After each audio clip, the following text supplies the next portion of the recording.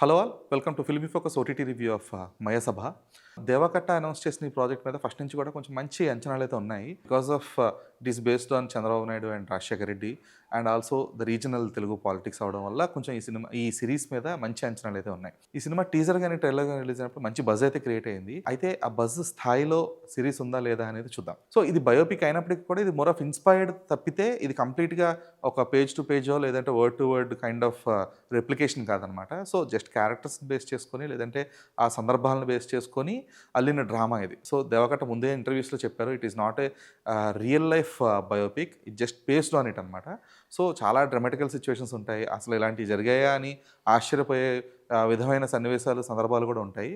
So అవన్నీ కూడా నిజం కాదు, అవన్నీ కూడా కేవలం కల్పితాలు అబద్ధాలు మాత్రమే అని దేవకట్ట చాలా స్పెసిఫిక్గా చెప్పారు. సో ఆ కోణంలోనే ఈ సిరీస్ని చూడాలి తప్పితే లేదు ఇలా జరిగిందా, ఇది ఇలా ఎందుకు అయింది అనే కోణంలో చూస్తే కనుక ఖచ్చితంగా ఈ సిరీస్ మీద చాలా నెగిటివిటీ వచ్చే అవకాశాలు ఉన్నాయి, ట్రోల్ అయ్యే అవకాశాలు కూడా చాలా ఉన్నాయి. కథ ఏంటంటే దేశ రాజకీయాల్లో ముఖ్యంగా రాష్ట్ర రాజకీయాల్లో పెనుమార్పులు సంభవించాలని కోరుకునే ఇద్దరు మిత్రులు రాజకీయాల్లోకి వచ్చి ఎలా శత్రువులుగా మారారు. శత్రువులు అంటే కూడా అది కూడా ఓన్లీ రాజకీయ శత్రుత్వం అనమాట, పర్సనల్ ఎజెండాలు ఏముండవు అందులో.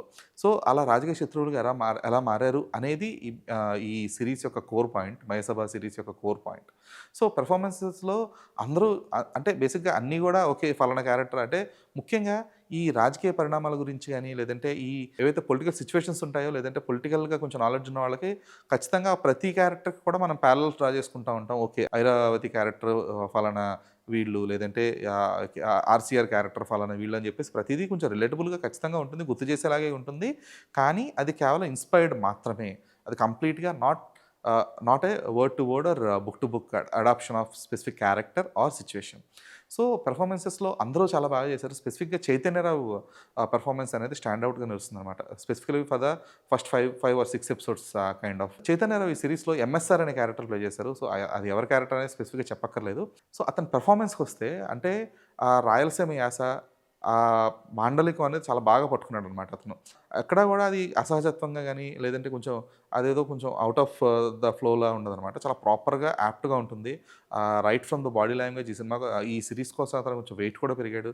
సో చాలా ప్రాపర్గా అథెంటిక్గా ఆ క్యారెక్టర్ ప్లే చేశాడు. అదేవిధంగా కృష్ణమనాయుడు క్యారెక్టర్ ప్లే చేసిన ఆది పెన్శెట్టి కూడా చాలా ప్రాపర్గా దాన్ని ఆ క్యారెక్టర్ని ఎస్టాబ్లిష్ చేసుకుంటూ వచ్చాడనమాట తన పెర్ఫార్మెన్స్తో. సో ఎందుకంటే చాలా లిటిల్ సీక్వెన్సెస్ ఉంటాయి where the characters are established, అంటే వాళ్ళ చిన్నప్పుడు ఇదంతా చూపించారన్నమాట. కరెక్ట్గా ఒక సంవత్సరం 2 సంవత్సరాల రాజకీయాల్లోకి లేదంటే వాళ్ళకంటూ ఒక రాజకీయ పరిజ్ఞానం ఎప్పుడు ఏర్పడింది అనేటప్పటి నుంచే ఈ సిరీస్ స్టార్ట్ అవుతుంది. సో అప్పటి నుంచి కూడా ఈ క్యారెక్టర్ ఎస్టాబ్లిష్మెంట్స్ కానీ ఇవన్నీ కూడా చాలా బాగా వచ్చాయి. సో దానికి యాక్టర్స్ చాలా బాగా సపోర్ట్ చేశారు. అండ్ ఐరావతి బసు క్యారెక్టర్లో దివ్యదత్త ప్లే చేశారు ఆ రోల్ని. సో ఆ క్యారెక్టర్ ఎవరి నుంచి ఇన్స్పిరేషన్ లేదంటే ఎవరు ఏంటనేది మనం మాట్లాడడం అనేది అప్రస్తుతం. బట్ ఆ క్యారెక్టర్ని బాగా నచ్చింది ఏంటంటే, సో మనం జనరిక్గా మన తెలుగు సినిమాల్లో కానీ ఎనీ లాంగ్వేజ్ ఫిలిమ్స్లో ఒక బాలీవుడ్ క్యారెక్టర్ని కూడా లేదంటే ఒక నార్త్ రీజియన్కి చెందిన క్యారెక్టర్ కూడా చాలా స్పష్టంగా తెలుగు తమిళలో మాట్లాడేస్తూ ఉంటారు కదా. బట్ ఇక్కడ అలా కాకుండా ద హిందీ క్యారెక్టర్స్ అంటే the northern part characters properly speaks in they respect language, అంటే అది బెంగాలీ అవ్వచ్చు లేదంటే హిందీ అవ్వచ్చు, తెలుగు అయితే మాట్లాడరు.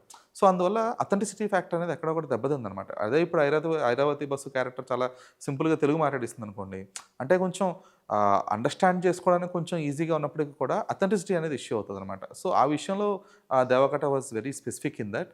సో ఈ క్యారెక్టర్స్ అన్నీ కూడా చాలా బాగా పేలాయి. అయితే వీళ్ళందరికంటే చాలా బాగా డామినేట్ చేసిన క్యారెక్టర్ ఆర్టిస్ట్ మాత్రం శివారెడ్డి క్యారెక్టర్ ప్లే చేసిన డ్రామా ఆర్టిస్ట్. ఆయన నాటక రంగం నుంచి తీసుకొచ్చారని దేవకట్ట చెప్పారు. సో ఆయన శివారెడ్డి క్యారెక్టర్ ప్లే చేశారు, ద ఫాదర్ ఆఫ్ ఎంఎస్ఆర్ అనమాట. సో ఆ క్యారెక్టర్లో హీ లిటరలీ బ్రెత్ ఫైర్ అంటారు కదా, ఆ కైండ్ ఆఫ్ పెర్ఫార్మెన్స్ ఉంటుంది. సో వీళ్ళందరూ డామినేట్ చేసేస్తారు ఆయన. So other than that Sai Kumar RCR అనే క్యారెక్టర్ ప్లే చేస్తారు సాయి కుమార్ ఈ సిరీస్లో.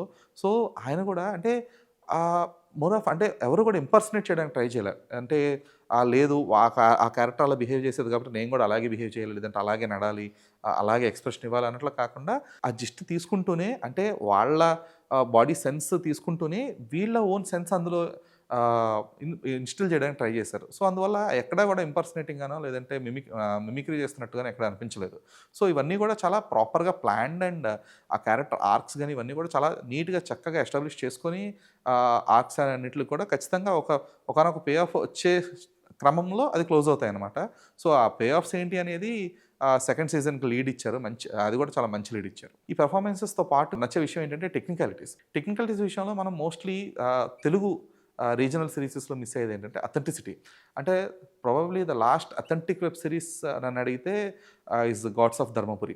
సో, అందులో చూపించినట్లుగా యాస, భాష, మాండలికం, చుట్టూ ఉన్న పరిసరాలు, పరిస్థితులు ఆ స్థాయిలో రిప్లికేట్ చేసిన వెబ్ సిరీస్ మరొకటి లేదు. థియరాటికల్‌గా చెప్తారు తప్పితే ఎక్కడ కూడా ప్రాపర్ ఎస్టాబ్లిష్‌మెంట్ గాని, ఆ ప్రాపర్ అథెంటిసిటీ అనేది గాని ఎక్కడ కనిపించలేదు. So, post God's of Dharmapuri ఆ అథెంటిసిటీ అనేది మయసభలో కనిపించింది. సో, మీరు ఆ రాయలసీమ సందర్భాలు తీసుకోండి, లేదంటే ఆ చిత్తూరు సందర్భాలు తీసుకోండి. అట్ ద సేమ్ టైమ్ మళ్ళీ ఇక్కడ చెన్నై ఇది గాని ఏది తీసుకున్నా కూడా చాలా అథెంటిక్‌గా కనబడింది. So, the production designer and the art department should be appreciated for that along with the costume designers.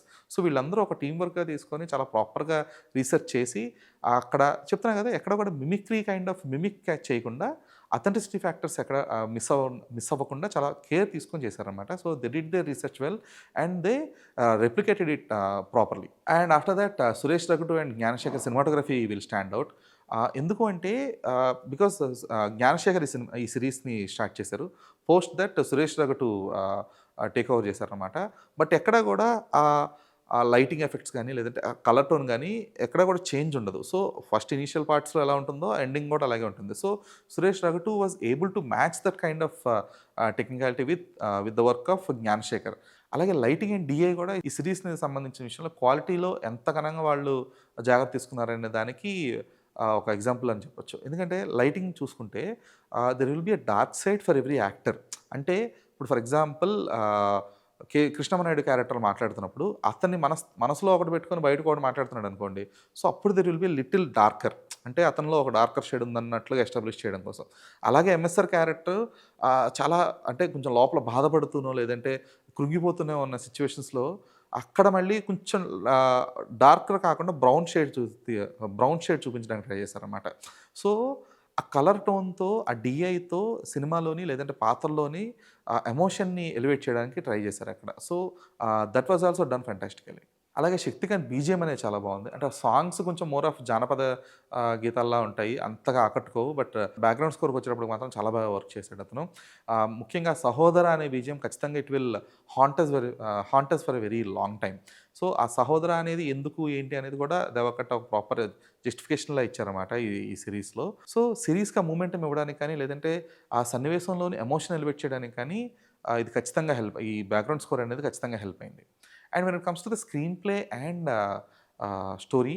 So, Deva Katta చెప్పారు లైక్ ఆల్మోస్ట్ ఒక 8-9 ఇయర్స్ దీని మీద రీసెర్చ్ చేసి, అంటే తను చూసిన సందర్భాలు, తను విన్న సందర్భాలతో పాటుగా ఆ చుట్టూ అవి డైరెక్ట్‌గా లైవ్‌లో చూసిన వాళ్ళయో, లేదంటే అవి డైరెక్ట్‌గా తెలిసిన వాళ్ళ నుంచి ఇన్ఫర్మేషన్ అంతా గ్యాదర్ చేసి ఈ సీరీస్ తీశానని చెప్పారు. సో, ఆ విషయంలో we might not find any issue. నాకేంటంటే ఈ పొలిటికల్ నాలెడ్జ్ అనేది కొంచెం తక్కువ. అంటే like I hardly know very few things which are happened in the political scenarios.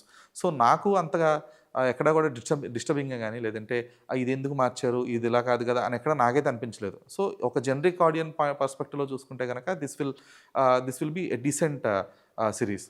But ఏదైతే రాజకీయ పరిణామాలు ఇవన్నీ కూడా చూస్తూ పెరిగిన వాళ్ళు ఉన్నారో, లేదంటే ఆ సందర్భాలు ఇవన్నీ కూడా చాలా స్పెసిఫిక్‌గా తెలిసిన వాళ్ళు ఏదైతే ఉన్నారో, వాళ్ళకి మాత్రం ఈ సీరీస్ కొంచెం అక్కడక్కడ డిస్కనెక్ట్ అయ్యే అవకాశాలు అయితే ఖచ్చితంగా ఉన్నాయి. ఎందుకంటే there are lots of content liberations ఇక్కడ. అంటే కొన్ని సందర్భాలు ఉంటాయి. ఫర్ ఎగ్జాంపుల్ సీరీస్‌లో ఒక సీన్‌లో ఎంఎస్ఆర్ క్యారెక్టర్ కృష్ణమనాయుడు క్యారెక్టర్‌కి వసాటమీ చేసినట్టుగా చూపించే ఒక సీక్వెన్స్ ఉంటుందన్నమాట.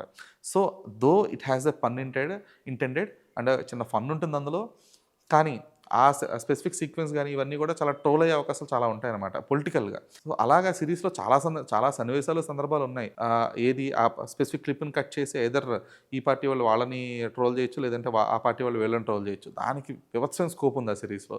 బట్ ఆ ఫుల్ సీన్ చూస్తే మాత్రం అది ఉండదు. ఎందుకంటే దానికి ఒక ప్రాపర్ జస్టిఫికేషన్ అండ్ క్లారిఫికేషన్ ఉంటుంది. బట్ ఇన్‌స్టాగ్రామ్‌లో గానీ, ట్విట్టర్‌లో గానీ ఫుల్ సీన్ చూసేంత ఓపిక ఎవరికీ ఉండదు కాబట్టి ఖచ్చితంగా ఈ సీరీస్ అప్రిషియేషన్ కంటే కూడా ట్రోల్స్‌కి ఎక్కువ ఫేస్ చేసే అవకాశం అయితే ఖచ్చితంగా ఉంది. అండ్ స్టోరీ వైజ్ ముందు చెప్పినట్లుగా ఎవరైతే తెలిసిన వాళ్ళు ఇవన్నీ కూడా జాగ్రత్తగా గమనిస్తున్న వాళ్ళు ఉంటారో వాళ్ళకి ఖచ్చితంగా చాలా డిఫరెన్షియేషన్ అయితే ఉంటుంది. బట్ స్టిల్ దేవకట్ట అయితే క్లారిటీ ఇచ్చేసారు. ఇట్ ఈస్ మోర్ అన్ని అబద్ధాలే ఉంటాయి. ఎక్కువ శాతం అబద్ధాలే ఉంటాయని చెప్పేసి అయితే. సో, కీపింగ్ దట్ ఎసైడ్ డైరెక్టర్‌గా అయితే దేవకట్ట అండ్ బోత్ కిరణ్ అంటే ఇద్దరు కలిసి డైరెక్ట్ చేశారు ఈ సీరీస్‌ని. సో, ఇద్దరు కూడా సర్ప్రైజ్ చేశారని చెప్పాలి. ఎందుకంటే మనం మోస్ట్‌లీ కైండ్ ఆఫ్ పొలిటికల్ సీరీస్‌లోకి వచ్చినప్పటికి ఏమవుద్దంటే ఐదర్ అయితే కంప్లీట్‌గా మోకరీ ఉంటుంది. అంటే ఒక క్యారెక్టర్ అసాసినేషన్ లాగా ఒకళ్ళని ఖచ్చితంగా ఒకళ్ళని కంప్లీట్‌గా లో చేస్తూ, వాళ్ళని తక్కువ చేసి చూపించడం అలా ఉంటుంది. లేదు అంటే గనక కంప్లీట్‌గా ఒకళ్ళని ఏదో పెద్ద హీరోయిక్ ఎలివేషన్స్ ఇచ్చేస్తూ, ఓహో! వాళ్ళు తోపులు అన్నట్లుగా క్రియేట్ చేసేదుంటుంది. Which you have seen earlier.